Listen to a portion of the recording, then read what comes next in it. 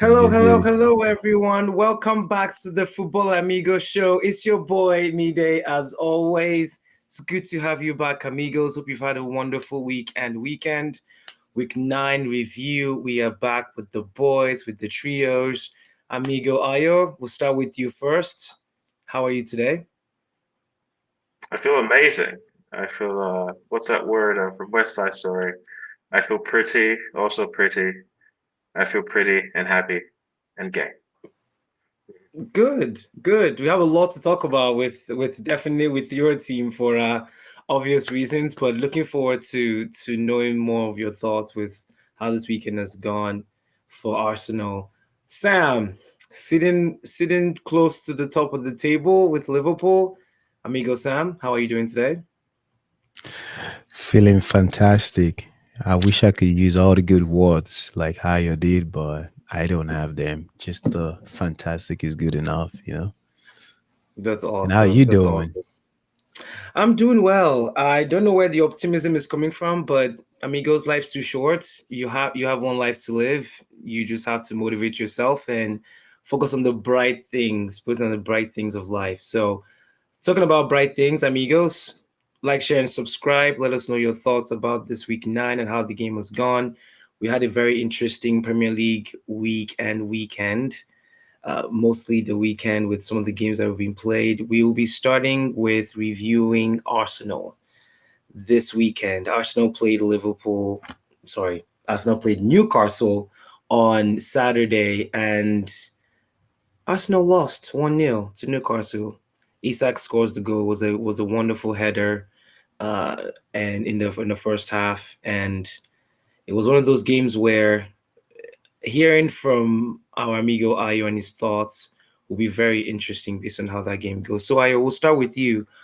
Arsenal, they have not necessarily been doing well over the past couple of weeks. They've had a tough run of fixtures. They've lost some games as well. A lot of people are clamoring that it's they're not going to win the Premier League. They're now fifth. I personally think they're still in the running because they've showed that quality over the past 2 years. But talking specifically about Newcastle and losing that game 1-0, I would like to hear your thoughts first before I give mine.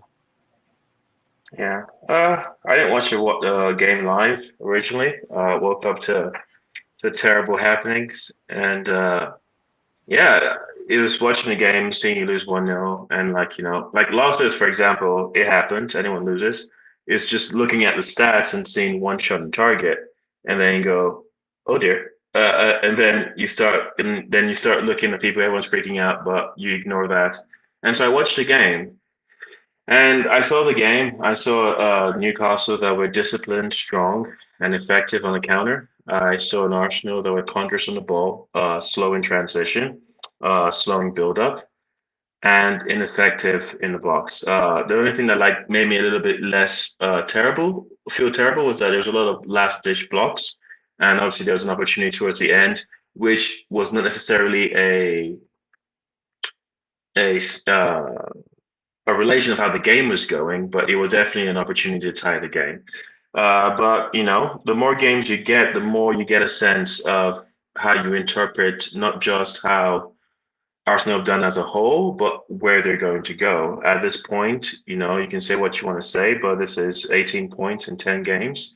That is a 1.8 average. If you extrapolate that towards the end of the season, we're on track to get what, 69 points. So definitely this vein of form is not standard. I watched the game and I've understood the issues we've had with Odegaard missing, but I think a bigger issue that has been showing is our unsettled back four. And I think a big part is our wing back. So in this game, we play Partey as right back, and that's much of a, what's it called, a stopgap. And normally, if Odegaard was there, it wouldn't be too much of a problem. But playing him there, playing Timber, who definitely is not fit, you can tell on the right means we lose a marauding fullback, and so we lose intensity. And so one of my favorite games to watch for Arsenal was against PSG.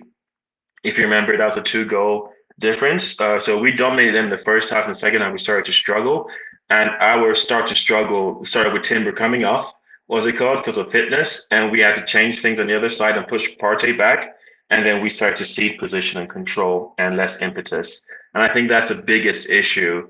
Whereas that we can survive Odegaard being gone if we can have what's it called, our desired fullbacks, or we can stand out. We can have our desired fullbacks being gone and still rely on the creativity of Odegaard. But having two is that we've lost our main thrusts, and Arteta really needs to go into the back into the drawing board because he said his goal for this season was to win under any conditions, and he's not doing that. We've lost two games, which personally doesn't annoy me as much as the three games we drew. Those are the three games we drew that, like, I'm pretty sure you can find a way through. So I'm overall disappointed, uh, but I'm not surprised. I think this has been a harder go for it. I don't think we all anticipated how personnel shifts would have made. We didn't even. I don't think anyone could have anticipated being short in defense. Like we could anticipate being short in attack, but with being short in defense is difficult. And if there's any play I would criticize, I would say I'm not super sold on Martinelli right now. I think that's the one place where I'm starting to have doubts that he can deliver what we expected, and I actually do think we should start looking for solutions on that wing. But other than that, it's a game. Anyone loses. Newcastle is a fantastic stadium. The Newcastle fans are a fantastic set St. of James's fans. Park, Better, right? yeah, it's an insane cauldron to go into. So you're under pressure. I mean, we even say what we have in our last four away games, we've lost three times. So whether or not we had our full squad, we still could have lost this game. So it's not so much to say what if, but I do see that lack of understanding of how the wing back situation is going to work in the short term is a big issue. Yeah. No, those are fine analysis as always, amigos. Ayo always delivers with his analysis. Before I ask a question, Ayo, to you about the defensive side, Sam, thoughts on Arsenal's game against Newcastle? Yes, sir. I didn't see the full game, but what I kind of agree with what I just said is if you, and kind of what Teta said at the beginning of the season, if you want to be a champion, you have to find a way to win, right? But at the same time, sometimes the luck doesn't stay on your side every time, right? Look at the game, the Man City as well. The likes of Man City, they occasionally would lose one or two games, but dropping points in the last few games for Arsenal is a little disappointing. But my thoughts on the game is they're tired. When you look at the last 3 or 4 games, it's not just about injury. There's so many games back to back, going on, and I think they should start thinking of having a strong rotation. January window is coming up, especially the defense. You don't want to have Pate playing your backup defender, man. It's just not ideal if you want to be successful in the Premier League. Thomas Partey's got a lot more skills than using him as a defense. And I understand it's a backup plan, but they have to do something. Going to the market would be a great solution for that. Okay, I'm hearing a theme here about the defense, and I looked at Arsenal starting lineup before that game, and I looked at the bench.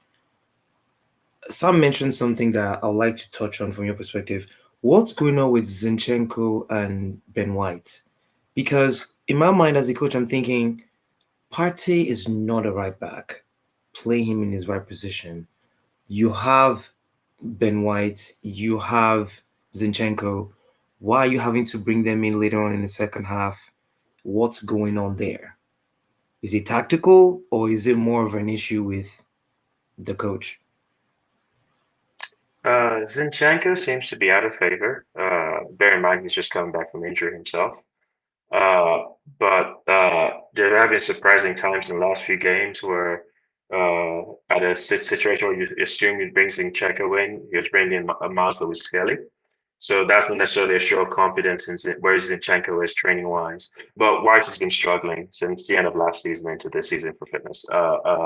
we've been trying to manage him as best as we can. But like he played the amount of minutes he played because that was the only amount of minutes that his fitness would have allowed. Timber's in that same boat where we're trying to use these players like very, very like strategically because we can't count on them for a full 90 right now. That's why you've seen a lot of changes. So if you watch even a game against Preston, we try to manage them in half their time and swap them out.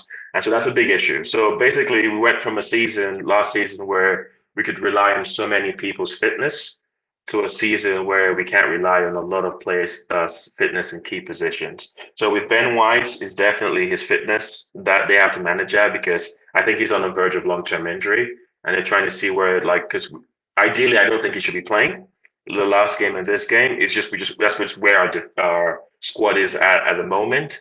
And I think I don't know what's happening with Zinchenko.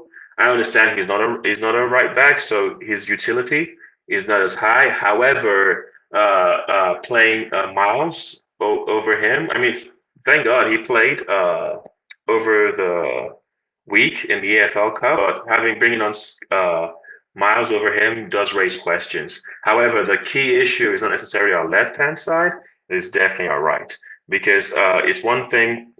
So one thing we did last season was we would play an overlapping wing back with Saka and then isolate Martinelli. And so now it looks like we're isolating both. And I just like and so there's no trade offs and there's no like pros and cons. And Right, because yeah, party doesn't overlap. That makes sense. no, he will come in. And so you need someone to bomb out. And Timber normally we should be able to do that, but I don't think his fitness is quite where it needs to be for that kind of game. So we've just started this season in a place where we've had a lot of challenging games, but it doesn't look like our personnel is where they need it to be. And I don't know to what extent the data in Arteta's now team review, preseason review said this, and they had to have made more intelligent decisions in in the campaign. But definitely on paper, like we're geared up to have issues in the midfield, maybe in the striking position. That's what people were talking about, but definitely not in defense. So that was like a very big issue, and so I hope. Like I mean, Inter game is coming out very soon, and then play Chelsea. So it's always funny because even if players come back from injury, these are not good games to bed them in, And so it's challenging, but that's the nature of the game. You figure out solutions for what you have. Unfortunately, we cut the squad down very thin, and we did it on purpose. Basically, we tried to get rid of players that we thought they'd reached somewhere of a ceiling. Like even now that I see all this, I don't look at Nketiah leaving with any regrets. I don't look at Emil Smith Rowe leaving with maybe him with any regret. Vieira, I'm a little bit annoyed about because I think Vieira could have given you a shift in terms of finding key passes, but also he needed consistent game time, and he wasn't getting it at Arsenal. So it's tricky to interpret. It's a disappointing situation, but you just come to a place where it's like maybe this isn't a year, and if this isn't a year, like what fifth, fourth time in a row, then what's the plan? No, if this isn't a year in the Premier League, then you have to start looking at the EFL Cup differently. If this isn't a year in the Premier League, you have to start looking at the FA Cup differently. If this isn't a year in the league, you have to start what's it called? Looking at the Champions League. So I think the pressure has never been higher for Arteta, but we'll see. Sam, anything to add to that thought? Nothing. I think that's well said, Ayo. I Mhm. wish you all the best. Let us know if you need to talk. If you need someone to give Exactly. you a hug. Therapy session, always here for you. I You will can throw a drop the wrench. hotline in the corner. Yeah. Right, I will throw a wrench in the conversation though. Tavares, 8 games, 8 assists. He's on loan. You wouldn't take him. No, Okay. absolutely not. So the way they play is differently, but I've seen him enough to understand that no, yeah, Okay. yeah, Nathan no. Niles. I know we've already Now, sold him, but he's playing now, well for Niles Leon. was a good player. We assumed that he was going to get it, but he always wanted to be a midfielder. When he was with us, he had a lot of issues accepting the role as a wing back because we were pretty sure early on that he wasn't good enough as a holding midfielder, and the wing back was where he was. But he didn't accept that, and that's why he left. Now I'm sure he's come to accept that that's That's why that's he's playing right back for them now. You're right. yeah, that's where he is. But when he was with us, it was about a difficulty accepting Mhm. that he wasn't a holding midfielder and he was never going to make it as a holding midfielder. Yeah. Final thoughts before we move on to Liverpool, Brighton. Do you think Arsenal should go back to the transfer window in the attacking side and in the defensive side, or is it time to give Nwaneri a chance? Do you think he's ready? Final thoughts. I don't watch the training, so I don't know.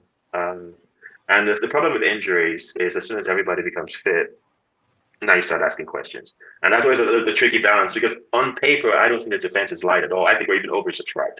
Calafiori comes back fit, Timber's fit, Weiss is fit. I'm not 100% unsure on Miles, but you'd have assumed Zinchenko would actually play a better role. Like you have those 4, 5 players in there, you have a lot more balance. Tomiyasu becomes fit, you have a lot more balance. But I actually prefer Tomiyasu as a central defender, even though I know he can do a great job on the left and the right. And so when What you about have those four, Kelly? sorry. Kelly, what about him? Kiwior, I think he's a central defender and he's a second Okay. string second defender. I don't like him as a wing back. Okay. I'm not 100% confident as a center back, but he is an intelligent player, and as a backup, he's good. As a Okay. starter, then we have different conversations. So that's why I'm saying, like, if they were all fit, that's not where the problem is. The problem is up front. We have to figure out what's going on with the left wing because I'm not sure I have faith in Martinelli. Martinelli. I saw Neto today, and I was just impressed by just how dynamic he is, meaning that you can cut it on the outside, on the outside or on the inside, no problem. You can make play passes, no problem.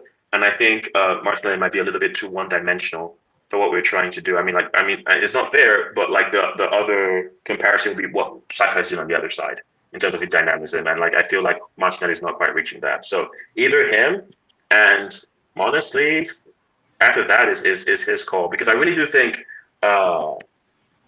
Havertz was the right choice. The problem is he's having to play multiple roles where an Odegaard in there frees him up to just be a striker, and that's the dynamic there. And I think Jesus with more, I like him. I really do like him, and I think players can play themselves into form. I think if he has more games, that'll be good. But yeah, we got to figure out the winger issue, and we got to understand if there's a player maybe that would unlock that midfield position or striker position like a year or two. We need to go find that player. But we thought it was what's the dude from Slovakia?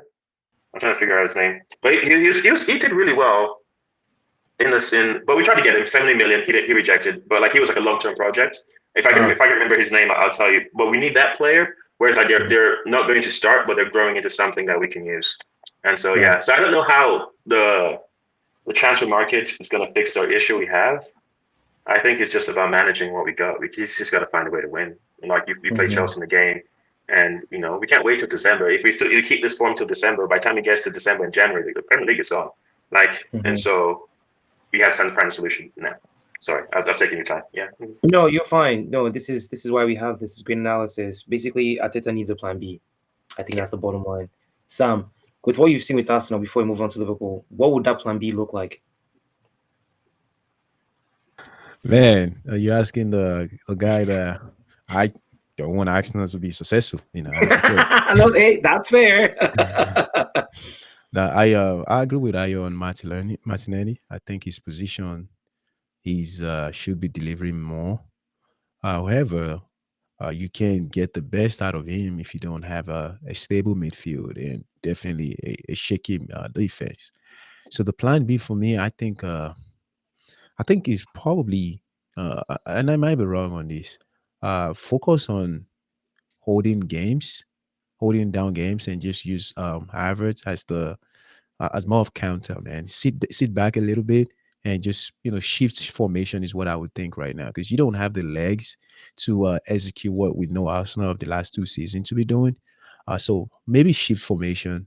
Again, I'm not a coach. I don't watch a lot of Arsenal game, but I do have a lot of faith and hope in Harvard in being able to do a lot of things. Um, for Martinelli that's not doing well, I don't mind putting him on the bench, man. Find a way to pull Raheem Sterling into games. If he's not injured, he has a winning mindset. Just change a little bit of personality and change your formation. It might get you a good result. That's my thoughts. Yeah. So sorry guys. Sesko was his name. Was a striker we're trying to get. The Oh, center. the He was one striker. we were Okay. trying really bad to get, but he decided to stay for at least one more year. And so Mhm. we had we put a bid and everything, but he didn't want to come. I would say with the transition, I think that's actually one of Arsenal's weakest qualities in our ability to counter effectively. For some reason, that's been a very poor thing for us to do. So whenever you want to sit back and counter, I'm not sure that would work out as well as you would think that would work. It's one of the things that I think we have to really, really work on. That I actually do believe that Arteta is dropping the ball. Is that whenever teams press us, especially if you have 11 men, you're supposed to be able to counter and counter effectively, and that's something we've shown consistently through last season and probably the season before. The season before we're a little bit good when Zinchenko and Jesus just came in. We were very good in transition goals. So basically a counter and we score. Last season we were very poor at doing that, and this season so far, I think if we try and wait on that, I think we would struggle tremendously. Yeah. Hmm. Yeah, I think I it's don't because he disagree at doesn't like all. losing the ball. Yeah, Sam, go ahead. No, I don't disagree with what you just said, and I think it also goes back to your personnel in front as well. In as much that I'm always raving about soccer, it's not like the quickest when it comes to being able to, you know, take advantage of counter. Arsenal do a lot of passing. Martinelli, I just don't like him that he slows the game down when he shouldn't, just like Luis Diaz, my boy. But maybe a little bit of change in personnel can um, make that formation effective. But yes, Arsenal, to me, they're not known for their counter. But yeah. Mhm. Awesome. Amigos, please like, share, and subscribe. Let us know your plan B for Arteta. I'm sure he might be watching this. You never know. Let us know your plan B of what he can do without Odegaard, because great teams find a way to win. And that's Arsenal to me is looking like a great team. They have to find a way to win. You have to rely on all your players you have. Speaking of Luis Diaz, moving on to Liverpool Brighton. Liverpool won 2-1. It was a very interesting game. Liverpool didn't really play well in the first half. Uh, Kadioglu scored a wonderful goal, one of the contenders for this week. I don't know about the season, but definitely this week, one of the best contenders for the goal. It was a beautiful goal. Brighton controlled the game the first half. Second half was when I started to realize and Slot has different gears that he can change. If things are not going well, he knows. It seems to me personally, and Sam, I'd love to hear your thoughts. From looking as a coach, when I watched that game, it seemed to me that they like to possess and interchange. Their plan B is to go direct and go aggressive. I think that's their plan B, and that's the reasons why they got the goal they got in the second half with Cody Gakpo's cross, and everyone just evaded it. And also, Mo Salah happened as he always does. That's why you have. It's always good to have a world class player in that team. Sam, I'd like to hear your thoughts. What happened to Liverpool first half? Yes, I want to pick it up from having a world class player in your team, and kind of going back to Arsenal. I think this is where you need players like Raheem Sterling, playing more game time for Arsenal, especially during this time that they are down. One thing that I really like about Mo Salah and maybe Liverpool in general is we have that winning mindset. I'm sure Arsenal has it too, but finding ways to win games. I get it. Newcastle was at home, but for a team like Arsenal, when they score you about, is it 12 or 13 minutes, you should be finding a way to get a goal back. And that's when you have to think about your personnel. So for me, in terms of Liverpool, first half was really sloppy. It was really sloppy. I don't know if it's fatigue. I don't know if I can't really say the front three were they were just pretty much hitting. Pretty much they were hitting, and I think Brighton came with more energy, more determination to find a way to get a win between these last two because we played them during the week as well. So they wanted to play, and Liverpool just sat down, and we didn't do a lot of running at all. The first half was flat. Second half, and yeah, we did a lot more running, a lot of pressing, and I think a lot of aggression came into the game. But Brighton still showed up in the second half. They still showed up in the second half. So I think for Liverpool, what I believe changed personally is just the more of aggression. We're just too, I don't know, maybe it's overconfidence. I don't know. So we literally like just going after the ball like crazy. It might be the fans and all of that. I didn't see a lot of formation change, honestly. I don't see a lot of tactics change. But what just changed is we are running more. And of course, when the goals came in, what I really like was being able to change players out. He was going to change those guys even before the goals came in. So that's one thing that I really like about my current Liverpool setup. Quick changes, see the issues, see the vulnerable areas, do something about them. Um, I'm impressed with how Joe Gomez came in and just helped with the defense. If not for players like Joe Gomez, even Endo that came in had a few minutes game, that game could have been a tie. So overall, we have to do better. I know we're getting tired. We have to take advantage of this substitution that we have going on. We should not be playing like we did recently. Before I ask my question about Diego Jota, what are your thoughts on that game? I wasn't able to watch it, unfortunately. I just saw the highlights. It's hard to tell. Liverpool is just more decisive.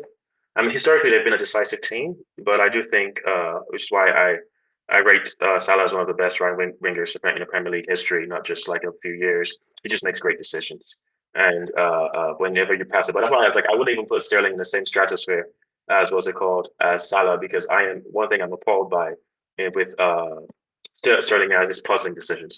Uh, and so it's hard to find that player, but when you find that player, you want to platform him and bring out the best of his qualities. And Arne Slot, he finds a way every game, every half, every quarter, every minute to bring out the best in his players. And his goal is to platform them. He wants them to arrive in positions where they are suited for, and not where they're not suited for. And yes, he has a robust squad this season, but you gotta put the ingredients together, and he finds a way to make that happen. They have a great mentality. They have a great momentum. They're also playing at home, which also counts for something. Because in when you're playing at home, I think it's easier to rally than when you're doing it away. And so it was a great game. They are the pace setters for the Premier League. Man City's going to drop games like they did recently.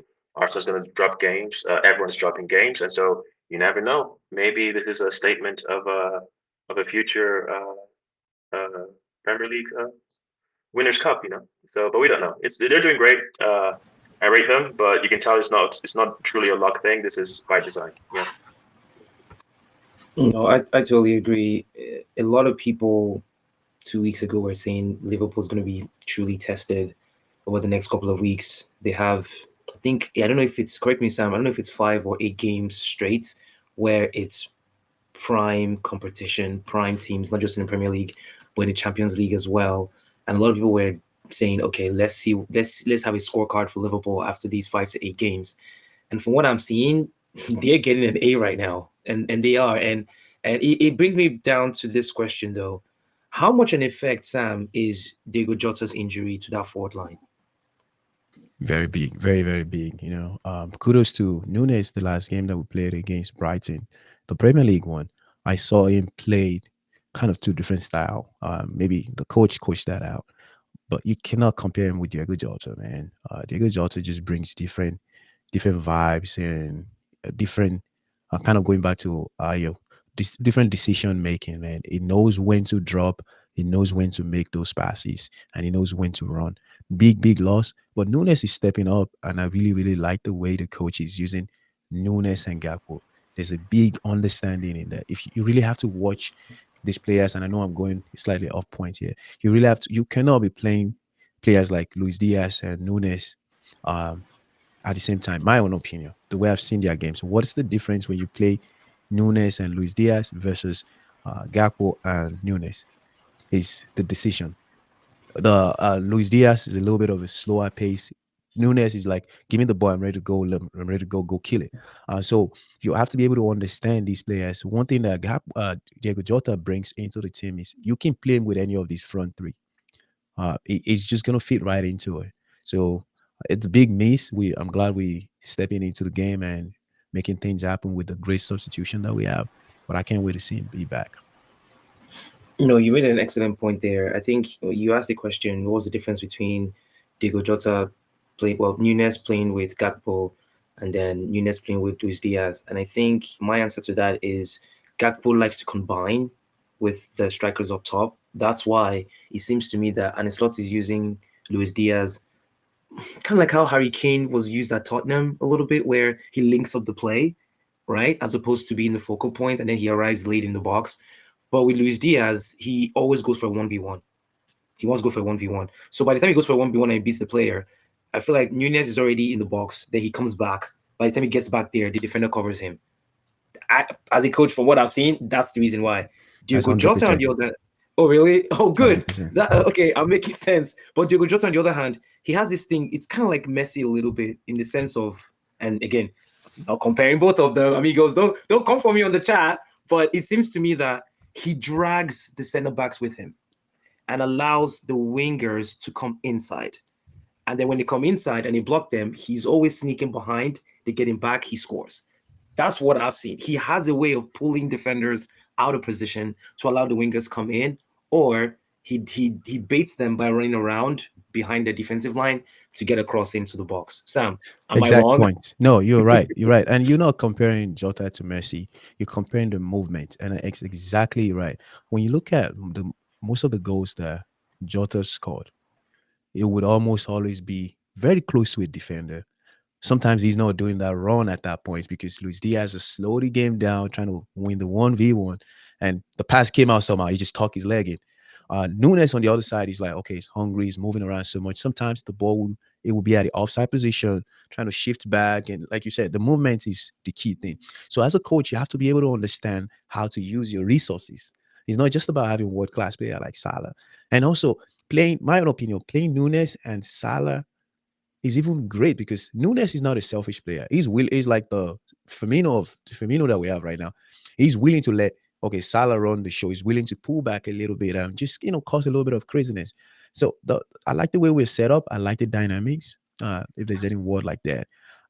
In terms of Premier League, kind of going back to what I just said, in terms of winning the Premier League, I still want to slow down on that. I don't want to, put that on my head. I just want us to get to the finish line, and we see that we're at the finish line.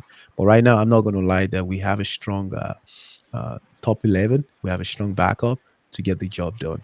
But we just have to keep going one game at a time. Make sure injury don't kill us.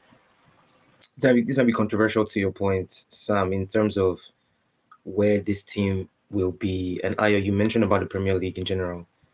Controversial thoughts. I wonder where Liverpool will be in January if they're playing the way they're playing right now and they're finding ways to win games and Man City don't get their act together. They have the ability to keep going. And something else to add to your point, there's a reason why Gakpo is playing well. He has identified a style of attack that is becoming his trademark, where he cuts in from the left into the right, and before he gets to the center circle, he takes that shot and bends it in. Hudson-Odoi does it for Nottingham Forest. That's one of the reasons why Nottingham Forest is the third on the table right now. Elanga does it as well too from the right side. There are certain players that find their trademark. Salah does it as well. That's his trademark. If he cuts in, if you're a left back and you allow him cut in, you are in trouble. So I think Gakpo is now finding that in his game, and he's getting more goals. He's getting more assists, and that's going to keep him in that team. And personally, I think he deserves it more than Luis Diaz. Now, there are some games Luis Diaz will make an impact, don't get me wrong, especially if the defenders are good. 1v1, you beat them, you get a chance. But again, it's based on that selection. Ayo, Yeah. before we move on to Roots United or Sam, final thoughts on Liverpool. No, I think you're absolutely right. There are games that you need different styles, and playing against a team like Man City, I can see Luis Diaz trying to take out Walker and just kind of definitely help us out in that front. But going back to Cody Gakpo before I yield, this is this guy's game. If you go look at the Europe games, I think it was a World Cup or something. This is Jurgen Klopp just didn't get the best out of Gakpo. But now he's finding that rhythm. He's getting, into the position that he's always wanted to be, where he's played at. And I see us doing well, even up until January. Even beyond that, I can see us staying relevant in until the next 2-3 seasons with what we have, because we have a lot of young guys. We also have a lot of um, older folks. So I can see us growing into that team that can stay relevant within the next 3 years. Awesome. Ruud van Nistelrooy's United. It started well. They drew with Chelsea 1. Fernandes scored a penalty, rightfully so. Again, mental block, lapse in concentration. 3 minutes after, Caicedo scores from a corner kick. Free shots, no one closed him down. The way they play, though, has improved. There is a directness about their game. They are overloading the box more. They are playing more of the wingers. I think it's also getting to a point now where Garnacho is not being as productive as he needs to be. Hence, we might need to consider putting him on the bench a little bit because now that we have a different coach, and of course, Amarim is going to be the head coach after the next international break officially from Manchester United standpoint. Having Rude now for the next two games, he has made changes. I could see it. It's pretty clear. There's a different sense of mentality. We're getting more chances. Now there will be a focus on the attack on who's not finishing. That's where things are. I still think there are some things that we need to improve up top, and that might mean a change in personnel. Maybe give Ahmad more chances on the right, move Rashford back to the left, Garnacho on the bench. Because right now, Garnacho is starting games that he's not, his end product isn't as good. Not saying he's not scoring, but he's not scoring as much as we want him to because all the chances he's getting, he's not finishing them. Do you think, real quick, sorry, do you think he's not productive or just not creative with the game, with the chances he's getting? With young players, productivity and end product is always key for them. That's where they lack because they're young, right? End product is always going to be an issue until they start getting to 24, 25. Now, they are exceptional players where, regardless of their age, they still have an end product. But with Garnacho, he's what, just on 20? I still think he shouldn't be starting. I think he should be coming in from the bench, technically, and putting him in an environment where he has to know if I get a chance or three, one of them has to be effective if I want to start games. And that's the bottom line. Yeah, because I look at I saw the highlight of the game, and I think he gave the ball maybe like 10, 15 minutes before the end of the game. I'm like, what are you trying to do? Just pass the ball. What are you trying to do? And I think there was one time too earlier in the second half that I'm like, what is your decision making? What's your thought process? So for me, I don't think so much of productivity. Everybody's running, but are we really playing together? Are we making the quick passes? That's the way I see Garnacho. I think sometimes he try to be overly ambitious with some of his shots, some of his kick. Maybe Mhm, learn to play as a team member. Give the mhm, pass when you need to. It doesn't have to be about you. That's the way I mhm. see it. Might be wrong though. No, it's a fair opinion to have. It's very similar to how Ronaldo started as well. Ronaldo did the same thing. Ronaldo did the same thing, and I think there was a moment where Sir Ferguson took him out for a couple of games, and because Roy Keane was getting very upset with him, which Casemiro got upset with Garnacho today because it cost him a yellow card, and he was barking at Garnacho because Garnacho lost the ball. It was a simple pass that he gave it to the opponents. Moments like that should send a message to any young player that if you're going to be playing for Manchester United regularly, you have got to have an end product. Ayo, any thoughts about United in general, your new coach, the interim coach Rude, before we wrap up today? Uh, no comments. Honestly, it is par for the course. You fire the coach, there is a response from the team in the short term. It is hard to tell for what extent that's going to be. Because I heard a lot about creating chances today. The last Premier League game before he was sacked, Man United played a buttload of chances. Like what's it called, and didn't put it away. So they're just in a place where it's just difficult to tell. I think there are going to be a lot of growing pains in coming in. So hopefully before he finishes, he doesn't get found out. But I personally don't see what makes him so special, Ruud van Nistelrooy. The question is Amarim the best person for Man United squad? The way he likes to play, which is strongly based on wing backs, and we know the fitness levels of Man United's wing backs, and just basically the coach versus a squad available. How he's going to navigate that, it's hard to tell. It's good that they can respond. It's good to see Casemiro with the attitude. It's good to see chance creation because a really big thing is creating chances. You have to be able to create. It's what's my favorite movies is every what's it called? Everyone wants to win a lottery, but you got to make the money to buy a ticket. And so it's like you got to make the money to buy the ticket. And so that's the creating chances. And in the last two games, they've been creating a lot of chances. So there is something there. The question is if they can finish it. It's really hard to tell. It's really hard to tell with my United. But however, uh, we see Amarim in two games. They're creating chances. They're not losing. That's a good start. They had a great game in the EFL Cup, so that's a good start. I will say, and you can comment more on this, is the Chelsea coach was not happy with the fact that Martinez was still on the pitch. I don't know about that specific incident, but throughout the the season, he's been really on the line a lot. And I was wondering your thoughts on that because that to me sounds like a team that's stretched. But you can speak more to that defensively. I mean, yeah. No, I agree with you. That's Martinez's game involves him sometimes being overly aggressive, and it will get to a point where if that isn't controlled, referees will start to take notice. It's very hard to tell a player not to be too aggressive.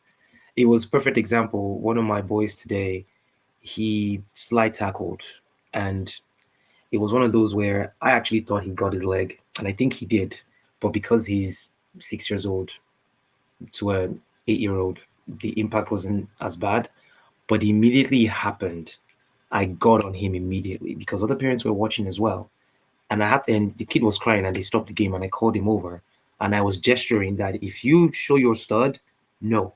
Again, just so that the coach and parents can see that's not what I'm teaching these kids. Does that make sense? And then I spoke to the coach and he was honored. He was like, thank you for doing that. Of course, that's youth soccer, right? You don't want to kill that aggression. You want to coach and nurture it. At the top level, you should know better, right? I saw that tackle. It was reckless. It really was. And I was fearful that he was going to get a red card. But this is not the first time with Martinez. Casemiro has kind of controlled his as well. It's not as blatantly obvious now as before. But Martinez, sorry, is one where if he's not careful, he's going to get a red card at some point. Hasn't he But already again, been it's very sent off hard. this season? I can't remember if he has or not. I know I feel he's like he has. gotten a lot of yellow Yeah. cards. And Yeah. go Never ahead. mind. Yeah. Mhm. No, no, carry on, please. I was just questioning that. Yeah. Yeah, it's a very delicate matter to teach a player, hey, because you want him to be aggressive. You want players to be aggressive. You never want to tell them not to, but at the same time, you want him to be able to read the game better and make better decisions with how they press and steal the ball, right? Because when Palmer flipped that ball over him in that situation, I would try to get back in front of Palmer's face. I won't try to get his leg. I personally, I don't tell my players, you don't get the ball, get the player. No, that's not how you play the game. So again, he has to control it over time. He has to be careful and hope that mentality continues to push the team forward. But I'm optimistic about United right now. We'll see how Rude goes. We'll see how Amarin goes. Amarin coming in with a 3-4-3 formation. I think we are going to spend some of our transfer window buying wingbacks. I think he's going to have to use what he has right now. I think he's going to let a lot of players that don't fit his system go. I'm very curious to see what he does in January. If not January, definitely the summer. So a lot of new things are going to happen in United that will surprise people, but I'm excited for it because at this point, it has to work. This is Ineos' second big decision after letting Ten Hag go, rightfully so at this point. The second one is getting Amaran. It has to work. It really does. On that note, amigos, thank you so much for your time. It's been a wonderful pleasure to have you here. Like, share, and subscribe. Let us know your thoughts about Roots United and Amaran taking up the the seat from a Manchester United coach perspective. And I say coach, not a manager, because the hierarchy has changed things in United where you don't have a manager anymore, you have a coach, you have a head coach, and then the management of the team is handled by not just him and the entire staff, but also the technical director as well too, and a couple of other board members, which will be interesting from a player acquisition standpoint. It seems to me that United are going to be buying players that hopefully fit the system that they've established, and that coach will have to coach them in that system, which is going to make transfer window interesting. He doesn't have veto in his contract like Ten Hag did, so he may be involved with the conversation, but he can't veto a transfer, yes or no. So it's going to be interesting to see what type of players we bring in and how he molds them. But I think he's going to do well, but it's going to take time. Amigos, like, share, and subscribe. Ayor, Sam, thank you so much for your time as well. Amigos, have a wonderful rest of your week. We will be back very soon with more content. Like, share, and subscribe. As always, take care and stay positive. Thanks, guys.